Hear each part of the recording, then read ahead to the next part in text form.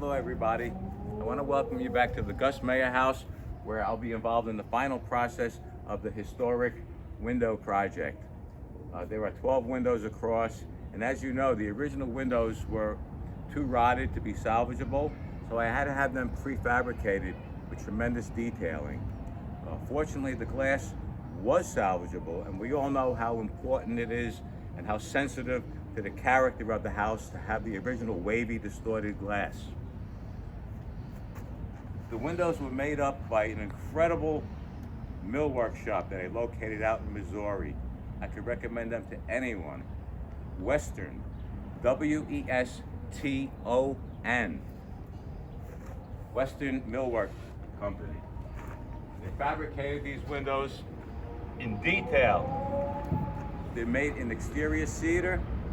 They've been dipped in oil preservative for long-lasting performance, old world joinery, and they came to me stripped without glass.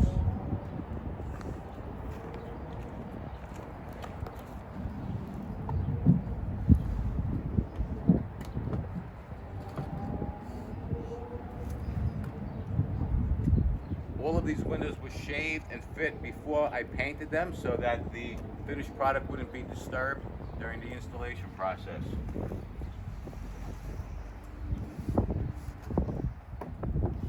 Here it is.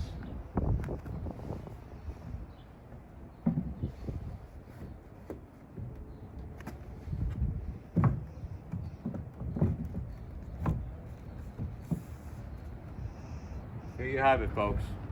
I want to point out that these windows were installed as sliders with the intention to bring fresh air into the basement where Gustav had his baking factory. So here they are, guys, like the day it was built.